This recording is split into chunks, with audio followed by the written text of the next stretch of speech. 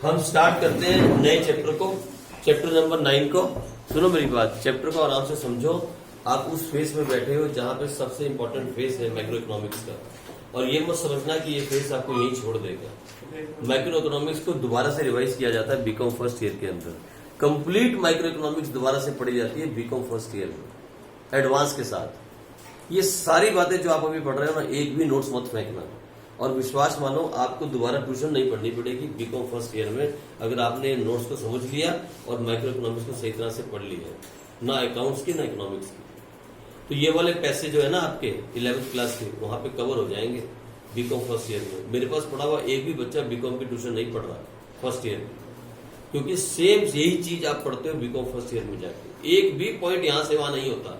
हाँ, थोड़ा सा एडिशन कहीं कहीं पे होता है किसी किसी चैप्टर में, जिसको आप समझ जाते हो किताब को पढ़ के। यही सेम नोट्स होते हैं। इवन यहाँ तक कि टीआर जन की किताब भी सेम है, तो वहां डीके गोल की बुक भी सेम है अकाउंट्स के अंदर।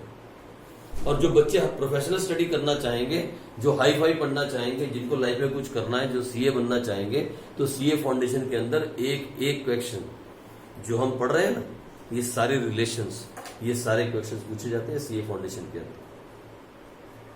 यही सारी बातें पेड़ से नहीं करते हैं क्वेश्चंस, यही क्वेश्चंस दोबारा से पूछे जाते हैं सीए फाउंडेशन के अंदर। पूरी इकोनॉमिक्स सीए फाउंडेशन में पूरी की पूरी रिपीट हो जाती है ये वाली। जो बच्चे सीए करना चाहते हैं या सीएस करना चाहते हैं, सीएमए करना चाहते हैं, उनके लिए। इसलिए शांति के साथ पढ़ा करो। मजाक मजाक के अंदर कभी कभी बहुत नुकसान हो जाता है, और हमें पता भी नहीं चलता कितना नुकसान हो गया।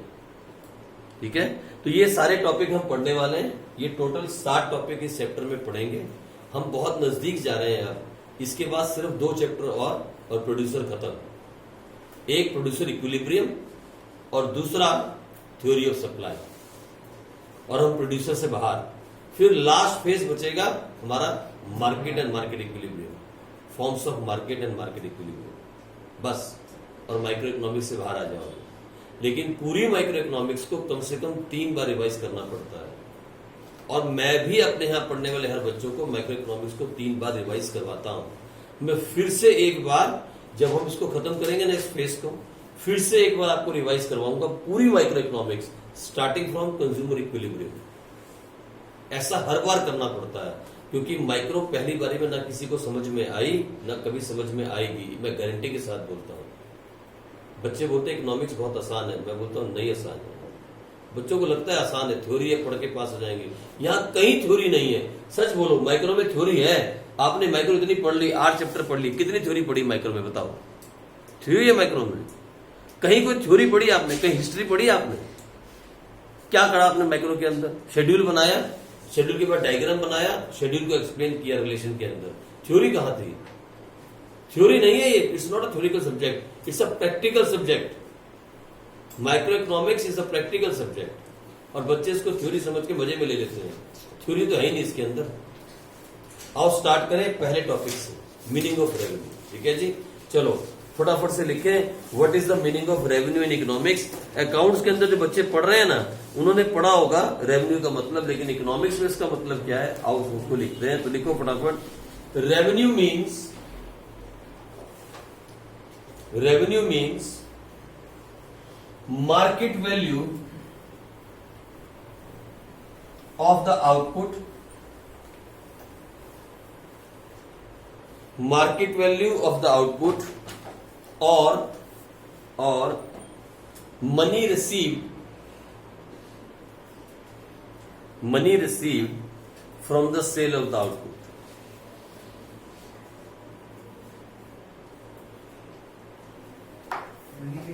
From the sale of the output. हो गया? नेक्स्ट लाइन में आ जाओ। It equals to quantity of output multiplied by the market price. It equals to the quantity of output multiplied by the market price.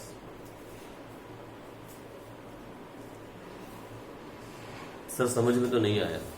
किसको समझ में आया बताओ? किसको समझ में आया रेवेन्यू की डेफिनेशन पढ़ के कि रेवेन्यू क्या होता है? हिंदी में समझा सकते हो? What is the meaning of revenue? Definition को पढ़ो 1 मिनट के लिए। क्या आप मुझे समझा सकते हो एक लेमैन लैंग्वेज में what is the meaning of revenue? मुझे नहीं पता इकोनॉमिक्स क्या होती है। सर पहली वाली लाइन तो समझा सकते हैं। हाँ समझाओ समझाओ। सर ये है कि रेवेन्यू ये है कि जो हम प्रोड्यूस करते हैं, हाँ उसका खर्चा जो आता है, हाँ जो उसको हम सेल करते हैं, हाँ। उसका जो प्रॉफिट आता है उसको रेवेन्यू कहते हैं। थोड़ा सा गलत समझ गया, थोड़ा सा गलत। हाँ जी आप बताओ। सर उसका मार्केट वैल्यू जिस वैल्यू से होती है जो गुड्स बिकते हैं। इधर देखो मैं समझाता हूँ, कितना सिंपल एग्जांपल है। देखो कितना सिंपल। मान लो आपकी कंपनी XYZ लिमिटेड, आपकी बिजनेस है किसी का, कंपनी कौन सी है? XYZ limited. फाइन। आपने टोटल आउटपुट जो बनाया, जो प्रोडक्शन की आपने, प्रोडक्शन इधर देखना गौर से, प्रोडक्शन बोलो या आउटपुट बोलो।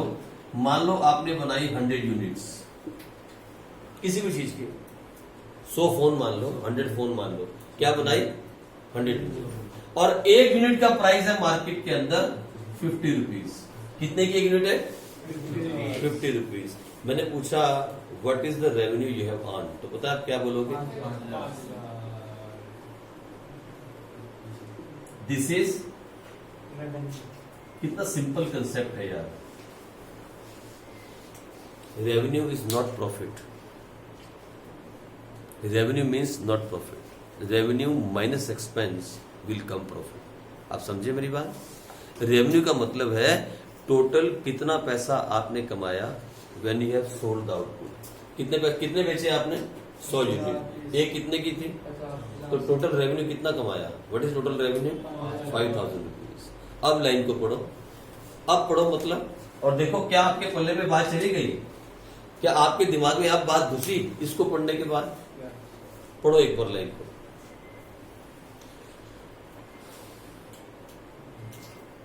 समझ गई? अब आई बात दिमाग में? अच्छा अब समझाओ मुझे। सर ये उसने टोटल कमाया, हाँ तो जो 100 यूनिट्स बनाई उसने, उसके लिए तो उसका पैसा लगे ही होगा। अरे ये कॉस्ट नहीं पढ़ रहे ना, रेवेन्यू के चैप्टर पढ़ रहे हो। कॉस्ट तो पढ़ लिया पीछे, क्या लगा होगा हमने कॉस्ट में पढ़ लिया। ठीक है हम रेवेन्यू में आ चुके। इधर देखो, सुनो मेरी बात। इधर 100 यूनिट एक कंपनी ने बनाई और मार्केट के अंदर 50 रुपए की बेची, तो टोटल रेवेन्यू कितना अर्न किया? हम प्रॉफिट की बात नहीं कर रहे हैं ना, कॉस्ट की बात कर रहे हैं। Profit is different thing. Profit तो रेवेन्यू में से एक्सपेंस को माइनस करके निकाला जाएगा। प्रॉफिट एक अलग चीज है, छोड़ दो इस बात को। हम तो बात कर रहे हैं किसकी? How much revenue company has earn. मैंने बच्चे पढ़ाए, 10 बच्चे पढ़ाए, एक बच्चे से 10,000 रुपए की फीस ली 1 साल के अंदर, कितना रेवेन्यू अर्न किया?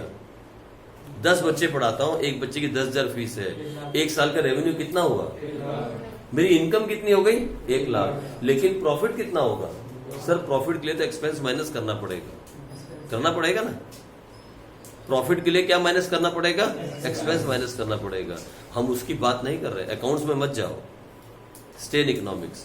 हम बात कर रहे हैं व्हाट इज रेवेन्यू, जिसे आप अकाउंट्स में इनकम भी कहते हो। What is revenue?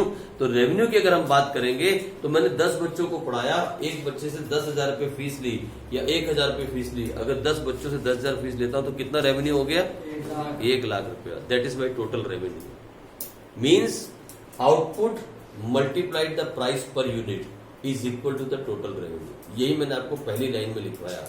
एक बार दोबारा से लाइन को पढ़ो, इस एग्जाम्पल को सोचो, फिर देखो आपको बात समझ में आती है कि नहीं। पढ़ो पहली लाइन क्या लिखी है? हमने लिखा revenue means market value of the output और money received from the sale of the output. So how much money you have received in this case?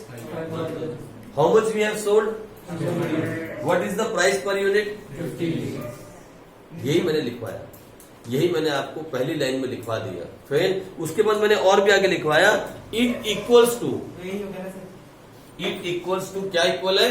मैंने कहा क्वांटिटी ऑफ आउटपुट। देखो इधर, quantity of output multiplied by the price, market price of per unit. यही कहा ना हमने, जो लिखा है वही मैंने आपको सामने बताया। This is example. लिख लो फॉर एग्जाम्पल, ऐसे करके आप दे दो फॉर एग्जाम्पल, ताकि फिर आप दोबारा से याद ना करो। For example XYZ has produced 100 unit and the price per unit is 50.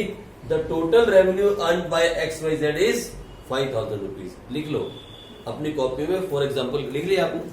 अपनी कॉपी में फॉर एग्जाम्पल करके इसको लिख लो, फॉर एग्जाम्पल, ताकि आप दोबारा नहीं भूल जाओ। Total output multiply the price per unit is equal to total revenue. ठीक है, ये था हमारा पहला छोटा सा topic, what is the meaning of revenue.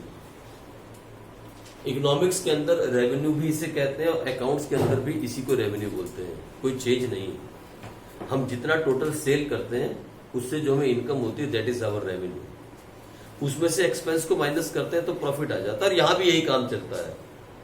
Economics और अकाउंट्स में ऑलमोस्ट सेम ही मतलब है रेवेन्यू का। वहां भी आपने सेकंड चैप्टर में पढ़ा था what is the meaning of revenue expenditure, what is the meaning of capital expenditure, what is the meaning of revenue receipts, what is the meaning of capital receipts. Accounts में भी second chapter में आपने पढ़ा था, और यहां भी same ही मतलब है। तो रेवेन्यू मतलब output multiplied the price per unit is equal to total revenue. भूलोगे तो नहीं, फॉर्मूला भी लिख लो फॉर्मूले को भी आप। क्या फॉर्मूला है?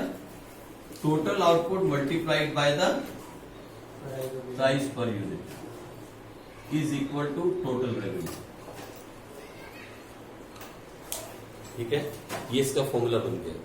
चलो आगे बढ़ जाते हैं, आगे बढ़ते हैं सेकंड टॉपिक के ऊपर। Topic number 2। टॉपिक नंबर 2 बोलता है concept of revenue,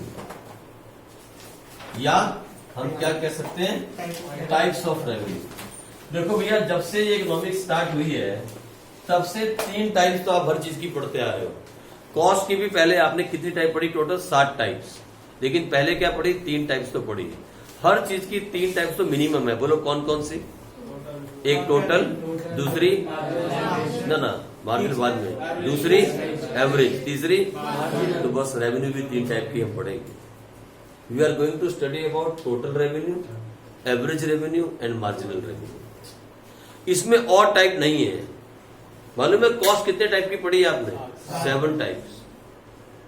total fix cost, total variable cost and total cost. फिर आपने पढ़ी average fix cost, average variable cost and then average cost. फिर आपने पढ़ी मार्जिनल कॉस्ट। तो 7 टाइप की कॉस्ट पढ़ी है आपने। 7 types of cost you have studied, 7 types. लेकिन रेवेन्यू के अंदर इतना नहीं जाएंगे। रेवेन्यू के अंदर हम 3 ही तरह का रेवेन्यू पढ़ेंगे। एक टोटल रेवेन्यू, दूसरा एवरेज रेवेन्यू और तीसरा मार्जिनल रेवेन्यू। ठीक है, चलो आओ पढ़े। तो हम लिखे कंसेप्ट ऑफ रेवेन्यू, या लिख सकते हो टाइप्स ऑफ रेवेन्यू। और इसके अंदर सबसे पहला TR, फिर AR, फिर MR। TR stand for, AR stand for and MR stand for. तो एक एक के बारे में पढ़ते हैं। मुझे बताओ प्रोडक्शन फंक्शन के चैप्टर में आपको क्या याद रखना पड़ा पूरे चैप्टर के अंदर? ठीक है। कॉस्ट के चैप्टर में क्या याद रखना पड़ा? बस एक एक चीज है। ऐसे ही इसमें भी आपको सिर्फ एक ही बात दिमाग में रखनी होगी, ज्यादा नहीं। किसी को याद है प्रोडक्शन फंक्शन में टीपी क्या था?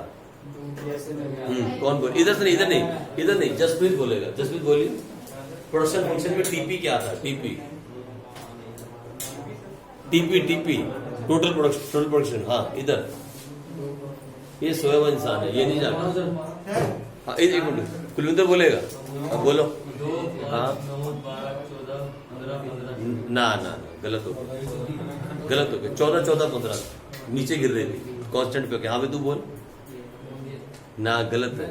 हाँ कौन बोलेगा? अच्छा ये इधर बोलेगी, इधर। 14 15 15 14 ही है। एक मिनट, हाँ बोलिए।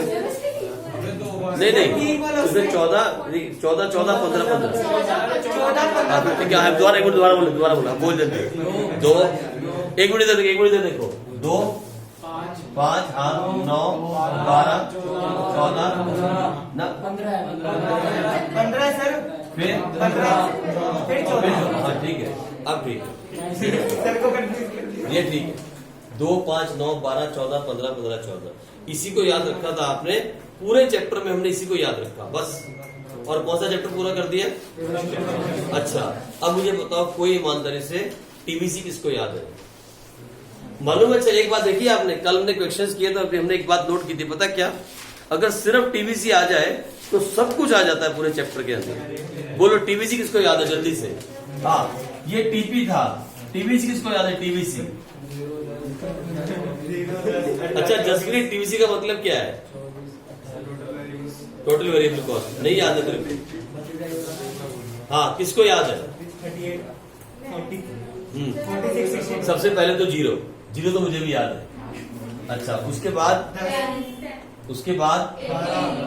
18, फिर 28, फिर 32,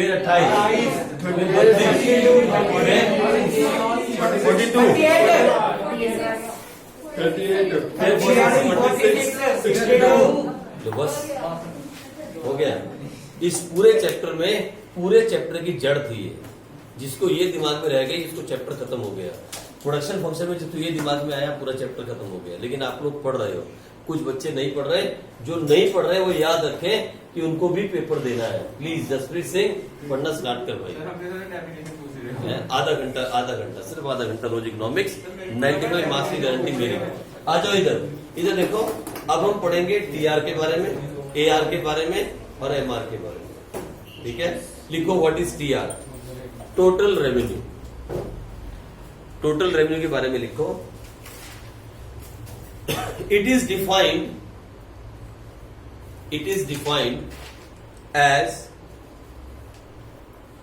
as the market value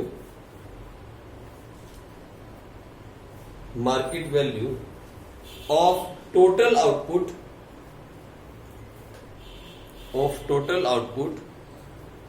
of a good produced। Same चीज जो हमने ऊपर पढ़ी ना, रेवेन्यू की डेफिनेशन बिल्कुल सेम डेफिनेशन है। आगे लिखो नेक्स्ट लाइन में, it equals to quantity of output produced, it equals to quantity of output produced multiplied by market price.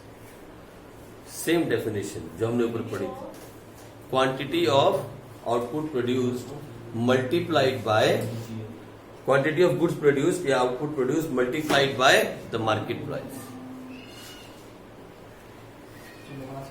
ठीक हो, तो लिख सकते हैं हम क्या, एक छोटा फॉर्मूला क्या, T R is equal to P into Q. क्या लिख सकते हैं हम? T R is equal to P into Q, where P stand for and Q stand for output. Quantity बोलो, आउटपुट बोलो, एक ही बात। अच्छा सर, आपने ऐसा लिखा था क्यू इंटू पी, एक ही बात है यार, कुछ भी लिखो। This is called T R. T R is equal to price into output. Output माने प्रोडक्शन। जब पहले एग्जांपल के अंदर कितनी थी ये, और ये कितना था, और ये टोटल कितना आया था, वही example. This is called T R. The total revenue is equal to price multiplied by the output. आ जाओ एक और लिखे, what is the meaning of A R. जल्दी से लिखो मीनिंग ऑफ ए आर। लिखो ए आर मतलब एवरेज रेवेन्यू। ये क्या होता है? किसी भी चीज की एवरेज निकालनी हो तो आपको मालूम है कैसे निकालते हैं, डिवाइड कर देते हैं। हमने बड़ी एवरेज निकाली। अब एक और लिखो, it is defined as revenue per unit of output. Sir समझ नहीं आया तो फिर ये लिख लो फॉर्मूला, आगे समझ। A R is equal to, बोलो क्या लिखूंगा जल्दी, टी आर अपॉन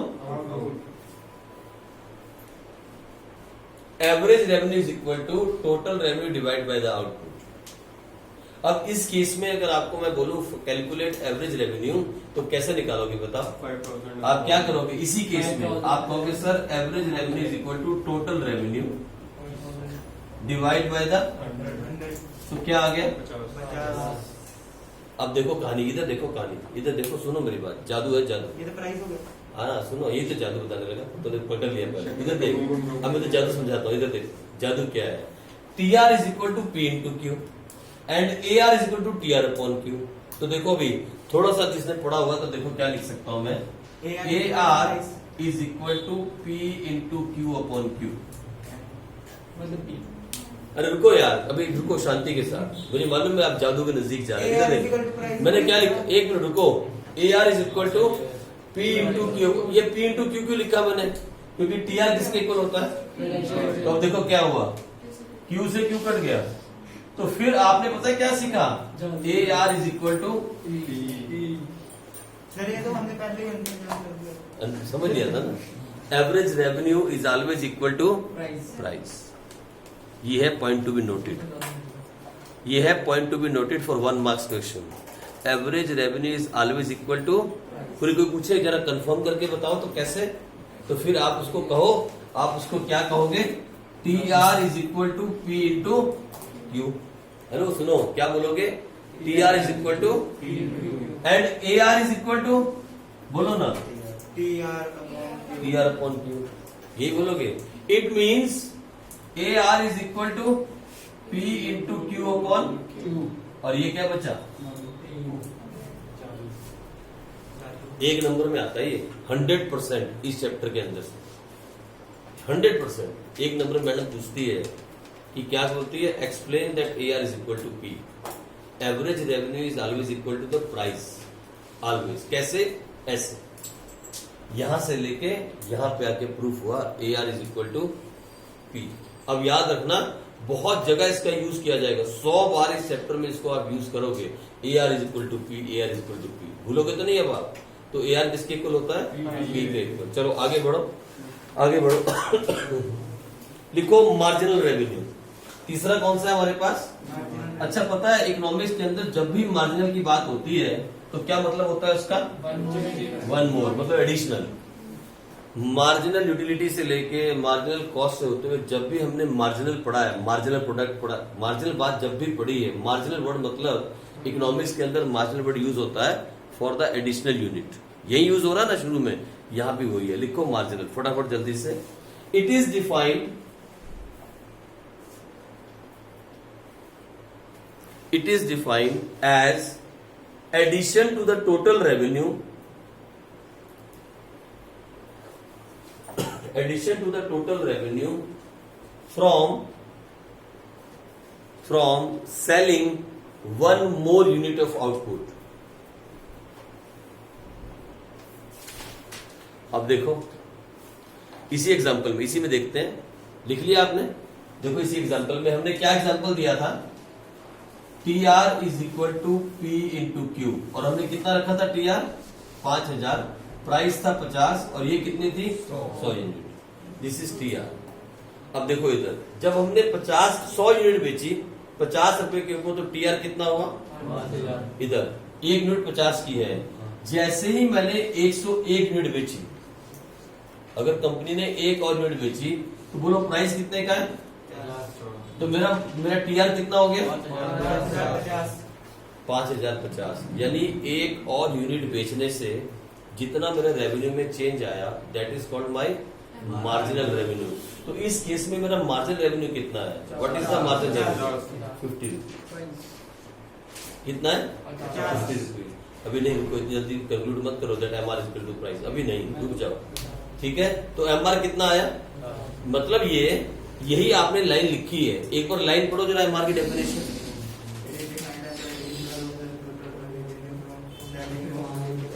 नहीं वहां पढ़ो, कोई बात नहीं, पढ़ो।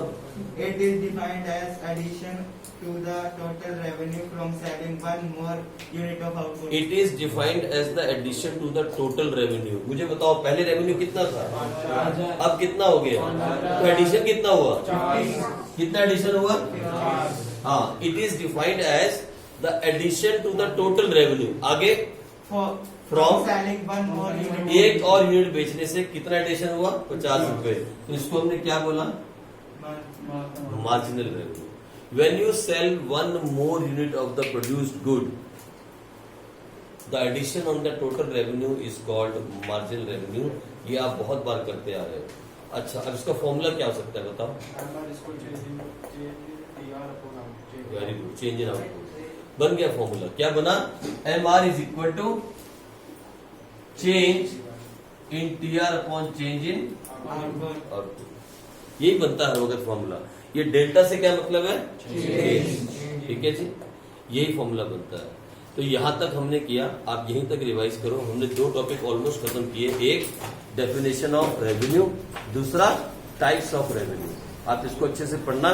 कल हम इसका शेड्यूल बनाएंगे और आगे इसका डायग्राम बनाते हुए आगे बढ़ जाएंगे। ठीक है जी, चलो।